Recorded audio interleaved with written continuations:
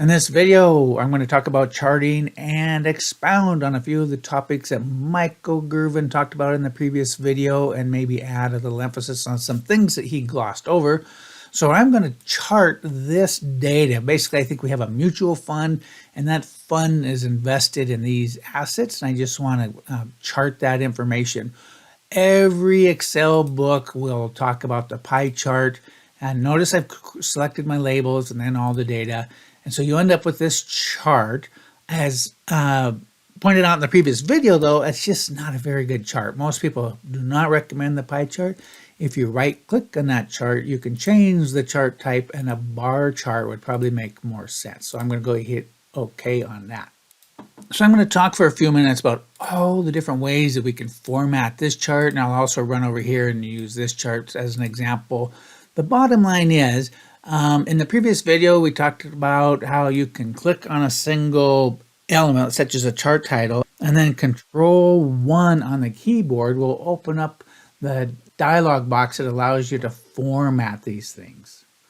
The other thing I wanted to show you is that was one way, Control-1. If you don't remember that keystroke, if you double click on an element, it will also open up that dialog box. And one more way is when you select a chart, you have this format ribbon, and way over here on the left is all of the different elements in your chart.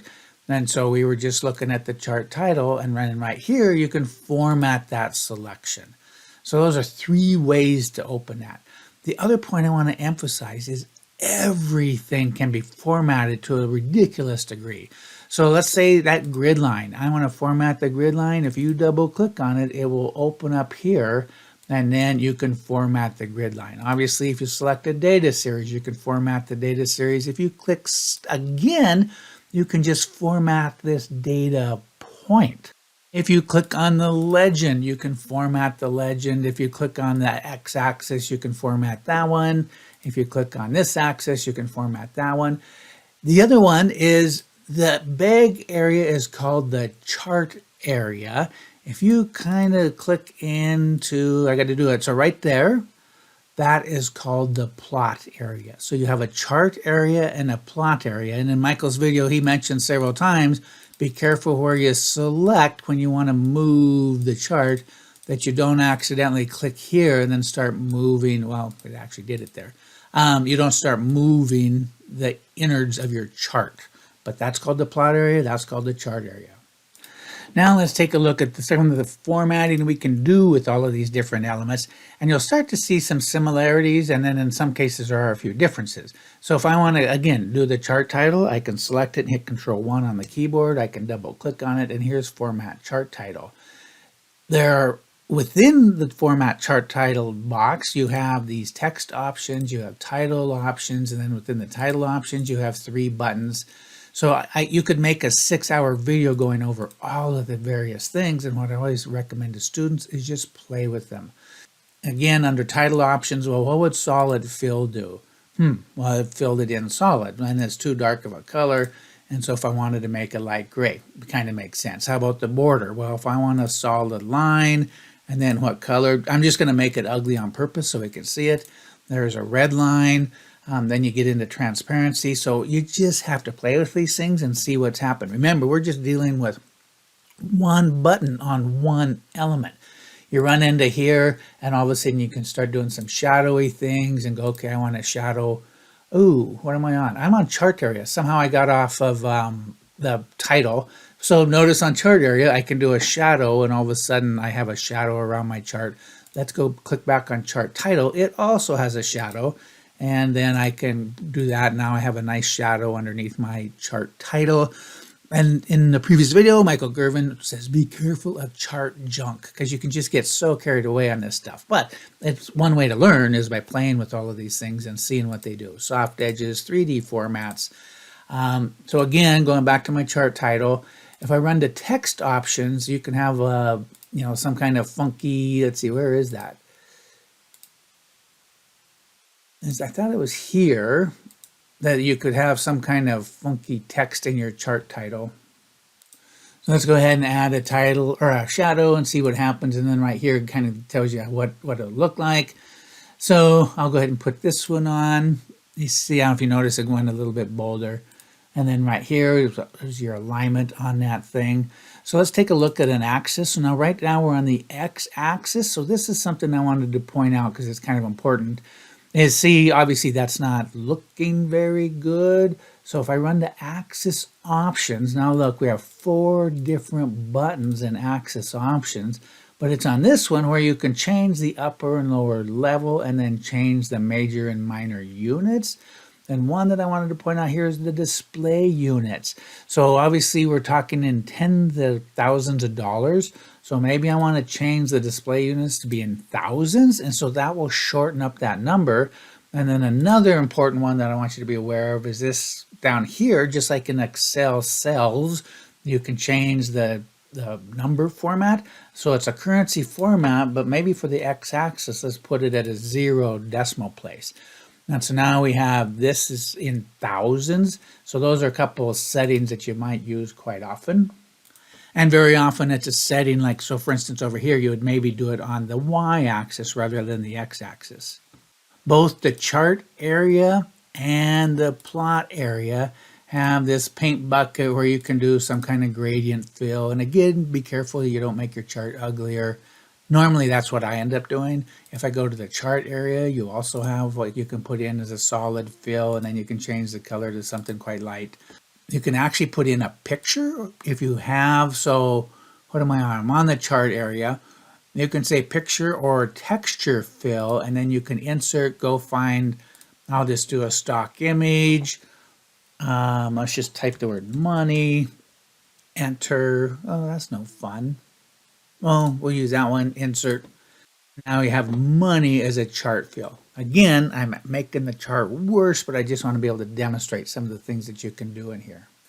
And more importantly, I want to demonstrate is there's too many things to go over all of them. So literally you have to play around yourself in each of these and go, oh, what's that doing? What does that do? And just start learning, and you'll start recognizing patterns. So again, if I go to plot area, here's picture, texture, fill, and then you can insert a picture in this plot area. So it starts to become familiar. Here's your shadows again, and picture transparency, things like that. Let's run over to our line chart and take a look. How about this legend? So you can format the legend. If you go to these 3 bars, one of the choices is where do you want it? And also you have to be aware, do you need it? Now in this case, yeah, otherwise we would not know what these lines are. Back on this asset mix, I have a legend down here. I am going to get rid of this chart fill because, there we go. So we have this, well, maybe we want a solid fill. This fund asset mix, but that legend is not adding anything to our chart. We already have something in the title and the bars. We know what each one's for. So in this case, you could turn off the legend, which we can use with this big plus. You just click right here and now the legend's off. On this chart, yeah, the legend's important. Where do you want it? So you can put it at the very top, bottom is where it was, left or right, top right. So you have some choices that you can do right here. Obviously, this thing is going to have all the same. Do you want a solid fill on it? Do you want shadows, pictures, borders, all of those things? Here's where your shadow and 3D settings are. Again, probably adding more chart junk than you're being helpful, but recognize that those things are in there. And here might be another example where I want to format this axis. Again, Control 1 or double click, or up here on the format ribbon, you can format the selection. But if you go to these 3 bars, you can change if you don't want to start at 0, maybe we want to start at 1,000. You can put that on there. And so now our line moves down a little bit. You can display units. Make this also in thousands. And of course the currency, maybe you want it an accounting format, but with 0 decimal places. You can grab the one data series, so format data series. And the thing I wanted to point out here is if you go to the paint bucket, so this guy has no markers right now, which is probably fine, but there is this thing called marker. And so then under marker options, you can decide, do I want a little marker point on each line of data or at each point of data? And if I do, what does that marker look like? X star plus is a picture again. So I maybe want that. By the way, what color do I want the marker? So if I really want to make my chart ugly, I'll make it a different color than the line. You can change the width of this line on the data series. I can run to the line here and change the width from 2.25 to 1.25 and make it a little bit of a thinner line. We don't have axis titles on this chart, and you probably don't need them because the data is fairly obvious, thousands and years. But if you do add an axis title, well, guess what? It can be formatted also. So if you double click on either one of these and run over here, now you can do all the fill, border, shadow stuff. And here's your text options again for each axis title. In terms of chart elements, already pointed out in the previous video, this plus sign, if you're not sure what something does, click on it. So here's a data table. Obviously it doesn't make sense, but basically it's putting the data for each year right below. This chart's too small to really display it accurately, but that's when you go, okay, I'm not going to do a data table. Data labels, and do you want it on every bar up here? So just you have to click on things and see what they do to the chart. I just thought of something else I wanted to point it out on the axis, x-axis. In this case, we're going to go to the axis options, and on these three bars right here, I can't remember, under labels, specify interval unit. So if you don't want every year to show like we have right here, you can go here and say I want every other year basically. And so now I'm going 2001, 3, 5, 7, 9. So if your chart starts getting too cluttery, that's another area, is under the axis labels. You can change the interval of that unit. And then of course there's the label position, then you have some choices there. High, low, none. So if I say low, I guess that didn't do much. Yeah, so high puts it on top. Low puts it down below. I don't know what the other two choices are. If I put none, then you're not seeing anything. And in some cases, that might be the case. The axis is not providing anything. In this case, it was. You need to be able to see those years. The last comment I'll make on chart styles, again, if you go to the Format Chart Design ribbon, there are all these chart styles, and some of them can be kind of nice, and then some of them can get very cluttery. But anyway, if you just hold your cursor over the various styles, basically it's just a bunch of predefined formats that save you from having to go through all the work and the settings that I just demonstrated. So here we're using the data label as a marker. So it's kind of nice to be able to look at that and see different examples of styles. Now, obviously, if there's something there you like, you could run over and make just that change yourself. But obviously, clicking on this, we run to this line, and then obviously they chose some kind of compound line type. It must have been something like that. There you go. Oh, that's how they do it. So anyway, don't forget your chart styles. All right, enough about formatting. Let's talk about a couple other things. One of them is if you ever want to duplicate a chart, you just hit Control D and you have a duplicate of that chart. And now I can maybe change this chart type to be something different. So change the chart type, and I'll just go to a column and hit OK.